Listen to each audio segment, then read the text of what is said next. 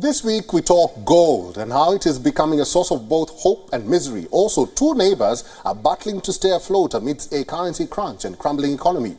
We have so much coming up on the program. You are watching World of Africa with me, Erik Njoka. Welcome to the show. We begin in West Africa. Ghana is battling its worst economic crisis in a generation amid a currency crisis that has worsened the nation's fiscal position. The Ghanaian currency, Cedi, became the worst performing currency in the world after it lost 45.1% of its value to the dollar last year. And in Nigeria, the central bank has extended the timeline to swap out its old currency for redesigned notes after the change triggered a cash shortage, forcing businesses to close and leaving millions unable to withdraw their money. So, what's causing this tumble and what really happens to the old, dilapidated currency notes? Here now is a report. A deep financial crisis is crippling Nigeria, and the government is scrambling to douse tensions. The people are desperate for money. The hunger for cash is prevalent. ATM queues sneaking through the streets before dawn have become far too common, sometimes leading to brawls at banks. The desperation is causing many to vandalize and attack ATM machines. The turmoil in the country's banking sector was sparked by a government decision to make people swap their old currency for newly minted banknotes. Where the people at the bottom of the pyramid in particular were affected. So they just didn't have cash. They couldn't make transactions. I mean, heard stories about factories stopping because they couldn't pay their workers. We heard stories about food in the fields rotting because we couldn't pay the workers to pick the food. And I mean, the amount of suffering that was caused by it, is really terrible. It was completely unnecessary. It's not only Nigeria which is on the verge of a tear-jerking misery. Its neighbor Ghana is facing one of its worst economic crises in decades. Soaring inflation is compounding the sufferings of many Ghanaians who now have to dig deeper into their pockets to afford essential goods. The country's currency, the Cedi, has taken a dip, causing the central bank to worry.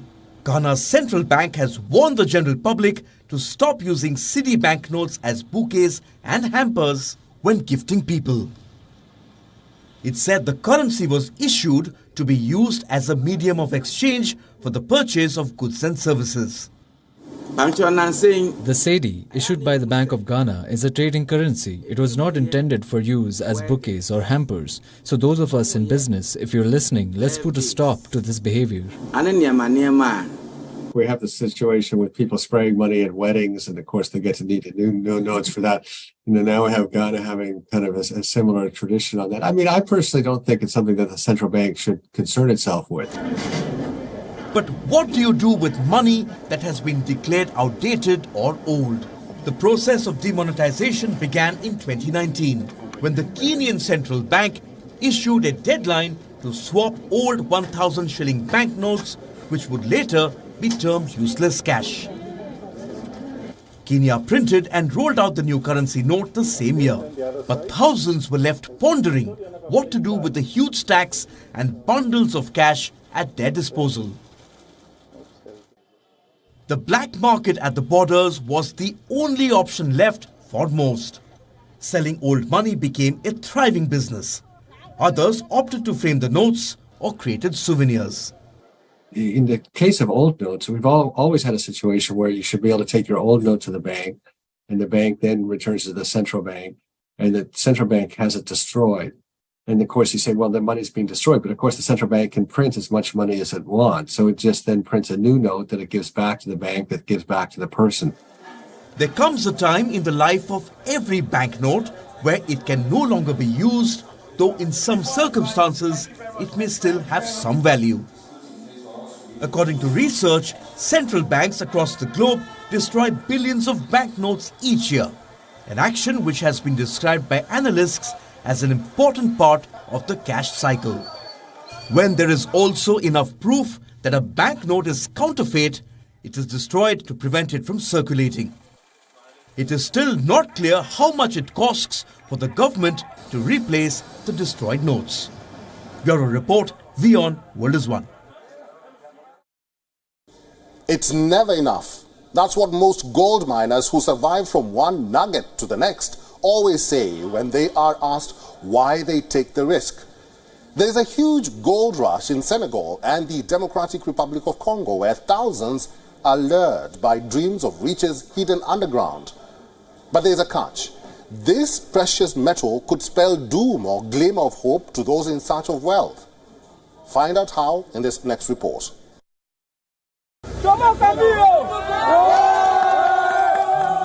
This video went viral after a gold mine collapsed following heavy rain in South Kivu. The tragedy was narrowly averted as 9 miners emerged from the rubble unscathed. The men came out crawling from the narrow entrance after a man used his bare hands to clear debris.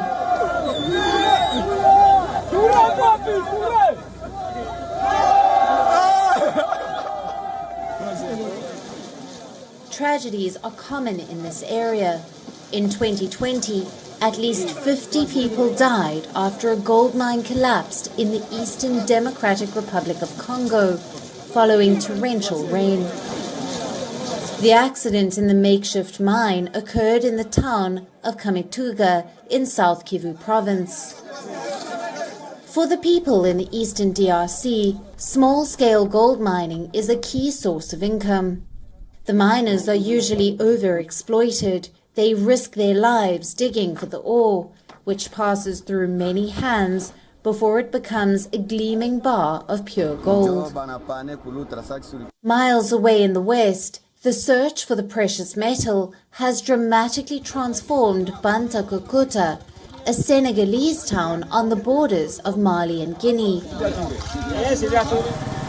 26-year-old Ghanaian Mohamed Bayo is one of thousands of people from across West Africa who have arrived in remote eastern Senegal in search of gold.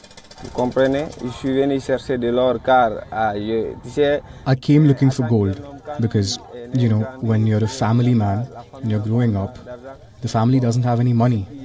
What would be best for you is to fight for money. I'm here to look for gold. As far as the eye can see, so-called artisanal gold panning wells extend near the village of Bantako. This gigantic site has been legally hosting gold miners since 2014, an attempt by the Senegalese state to control the activity. But there are still illegal practices on the ground, like the use of mercury, a polluting but effective method for capturing gold in rock debris. Thanks to its catch of the day, Mamadou will earn about 20 euros. It's mercury and gold that come out together at the same time. And then you can take a handkerchief and remove the gold with that. So the mercury will go down and the gold will stay in your hand. In the early 2000s, the small village had about 30 boxes. Today, a whole economy has developed around gold mining. Thousands of people flocked here, bringing economic prosperity, but also trafficking. In this makeshift shed, this Malian buys gold from gold diggers. For the gram of gold, it pays around 40 euros, still a little more than the official Senegalese counters.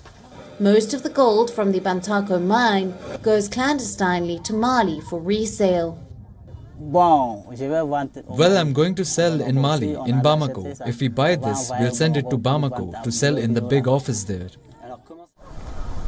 The region of southeastern Senegal suffers from more than 25% unemployment, a poverty rate of over 70%, and a worrying school dropout rate.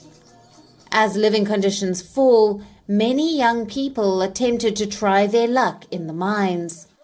But many emerged disappointed and willing to resort to just about anything. Bureau Report, WION, World is One.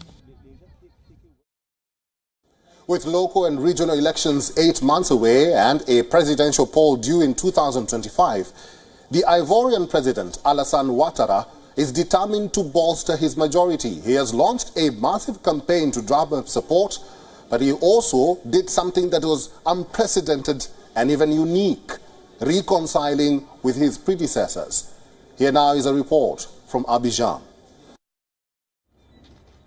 Abidjan, July 2022. President Alassane Ouattara and his predecessors Laurent Gbagbo and Henri Konan Bedie meet for the first time in 12 years. A meeting that had potential to define the next chapter in Ivorian politics. The three men have dominated the political landscape of Ivory Coast since the exit of Félix Houphouët-Boigny, the man widely regarded as the father of the nation. Boigny was Ivory Coast's first president from independence in 1960 till his death in 1993. In 2010, a civil war began. It left 3,000 men, women and children dead in 134 days. The ties between the trio has been effervescent, if not volatile, since then. But finally, the first truly free and fair presidential elections since independence were held in October 2010. 14 candidates took part, but all eyes were on the incumbent Gbagbo and his main political rival Ouattara. The Gbagbo camp refused to recognize the election results that indicated Ouattara had won in the second round. They make war on us not because we suppress the democratic expression of Ivorians, but because they deny the Ivorian people's sovereign right to choose its own leaders, respect its institutions, and live in a free country.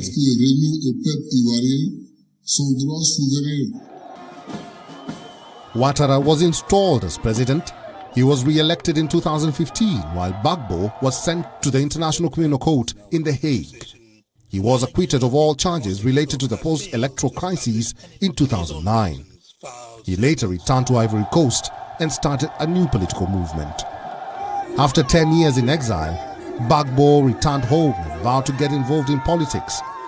In no time, Ivory Coast President Alassane Ouattara offered a presidential pardon to his longtime rival as part of a reconciliation drive ahead of the 2025 polls.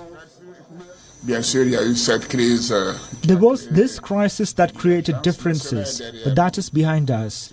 What is important is Ivory Coast, peace for our country, and, as Lawrence says, for us to move forward, to go forward for ourselves and for the next generations. In November 2022, Charles Blé Goudet, a key figure in post-electoral violence in Ivory Coast 11 years ago, returned to the country for the first time in over 8 years. The former right-hand man to ex-President Laurent Gbagbo was acquitted of crimes against humanity charges by the International Criminal Court last year. I have arrived. I will gather all the information. In the same place we will hold a political rally where I will discuss all these issues. And as the press is here, I ask them to come in a few weeks to a big press conference where we will discuss all of these issues. I mean all of them. Ouattara has not yet said whether he plans to run for a fourth term in 2025. He has, however, said he would like to step down, but also suggested he would need Gbagbo and Bedie to commit to withdrawing from politics in order to do so. 2 years is a long time in politics, but Ivorians are hopeful of a change. Bureau Report, WION, World is One. Thousands of Muslims in Burkina Faso broke their fast together with their Christian brothers, observing the Lent period of fasting. They shared fresh food and prayers in a symbolic act against militant forces seeking to exploit ethnic and even religious divides. Here now is a report from Ouagadougou about this rare sight. It's the holy month of Ramadan. The Muslims are about to break their fast in Burkina Faso's capital. But something unique stands out at this event. Scores of young Muslims and Christians have gathered in Ouagadougou's public square at sunset. These youngsters are promoting religious tolerance during Ramadan and Lent. We first noticed that religious cohesion is the most important thing. Why? Because if two groups from different religions manage to live together, many evils in the society will be totally over. That's why we decided to launch this initiative, in order to allow everyone to know that the other from another religion is still his brother. Organized by a local interfaith youth group, the event saw Muslims and Christians sharing fresh food and prayers in a symbolic act against militant forces seeking to exploit ethnic and religious divides. Those who unfortunately took up arms against the country, we hope that a message of hope could soften their hearts and that we could lay down arms, that hearts could be affirmed and that tensions could indeed be lowered. Because we are Burkinabe, this is our country. Burkina Faso is one of several West African countries battling an Islamist insurgency that took root in neighboring Mali and has spread across the region in the past decade. Thousands have been killed and over 2 million displaced across the Sahel region south of the Sahara, where militant groups have exploited ethnic and religious divides to fuel violence. According to a 2019 government census, about 24% of Burkinabes identify as Christians and about 64% of them practice Islam. I would say that religious tolerance throughout the world is a necessity because we serve the same God who is love, who wants peace, and who wants the good of everyone. But if we return to Burkina, the situation we are living in today calls us to unite, to live together, because God is love. Many Burkinabe families are a mixture of Christians, Muslims and animists, and both Christians and Muslims are often welcomed into each other's places of worship. The country has historically been held up as an example of religious tolerance. Bureau Report, WION World is One. The Miniature Art Fair in Lagos, Nigeria's largest exhibition of portable works, is reaffirming its long-term commitment to making art accessible to everyone. Our correspondent Louisa Olaniyi spoke to some of the artists who will be showcasing their paintings or even artwork at the fair. As Africa continues to grapple with multiple challenges that is impacting its growth, a miniature art exhibition in Lagos tried to highlight some of them. Art lovers were treated to an evening of miniature art through the eyes of 4 phenomenal African female artists who are changing the narrative. It's people that have to tell me what they find unique, but I think it's the style, the way I transform clay, the way I touch the clay, the way I work it. This one makes people saying that my work is original. With everything happening now, I'm seeing that the Nigerian art industry is growing and there's a very big appreciation for it. Experts believe African art has become a global focus not just in its creativity and culture, but in its power to heal and unite the land that is already wounded. Africa has just come to light on creativity and also on culture. So especially the giant of Africa, which is Nigeria. Nigeria have more than 450,000 on the creativity section. Artists all over Nigeria, and now there is a focus on the African art, which is a great achievement for our country. Nigeria is among the biggest art markets in Africa. Curators believe that the country has the potential to tap into the $65 billion global art market, but regret the lack of government support and appreciation. When you have a big canvas and you're stroking and you make a mistake, you can easily correct it. But if it's a tiny canvas, everything has to be intentional. So it's really an interesting concept that we're pushing. Art has always been the tool for social development and culture, and African art is on the forefront of that, which is why you have a lot of African artists painting themes or subject matters that reflect their visual summary of the society. So art has been playing a relevant role in this space, and it will continue to do so. The small and iconic art exhibition was organized by patrons MCAA, an art advisory and dealership firm.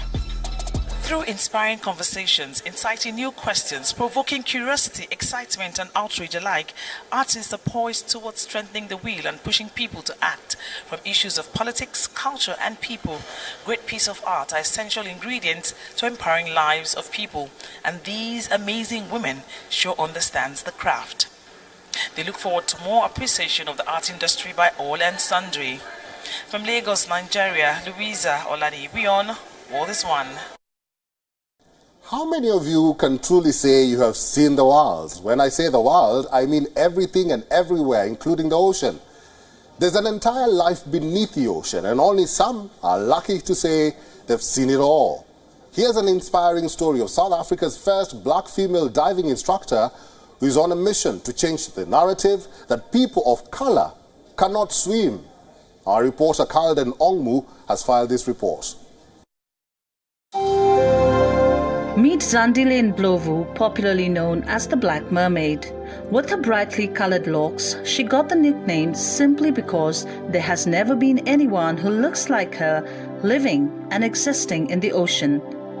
It's been only 7 years since she took her first trip down the ocean, and she has never looked back. I feel ultimate freedom in the ocean, but also the marine life is probably the most beautiful thing you could ever imagine. The whales, the sharks, the dolphins, the fish. There's just so much there. And the coral reefs that house little fish life. The ocean is honestly the most beautiful place I've ever encountered. And every single time I go there, it is awe, it is magic, it is love, it is a world unimagined for me. Apart from just falling in love with the ocean, Zandile knew there was a sense of purpose on why she was there. She wanted the ocean to belong to everyone and have the same experience as her, especially people of color. The ocean is for all of us. The ocean brings joy to everybody, and we have work to do in expanding past our own fears. I recognize that often in Black communities and in Black spaces, the ocean is a sacred place. And so there is reverence that is held around that space. And for me, I often say, what would happen if we held a duality of narratives where we know that the ocean is a sacred place, but it could also be perhaps a place of worship. Zandile is also the founder of the Black Mermaid Foundation, which was established in 2020. She says her organization is working to create diverse representation in ocean spaces and expose children to the beauty of the ocean.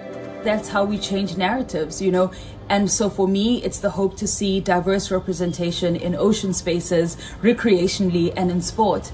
And in all of this, a hope to build a connection to the ocean space, and in this connection, a protection. This is important. Zandi is breaking barriers in a space that hasn't always been diverse. She has found home in a world where she never thought was possible. And as she continues this journey, she's making sure other young people, especially people of color, also overcome the fear of diving into the depths of the sea. This is Erik Njoka from Durban, South Africa for WION World is One. That's our time this week on World of Africa. Talk to us on all our social media platforms. Your feedback is always highly appreciated. Until next week, thanks for watching. I'm Erik Njoka. Goodbye.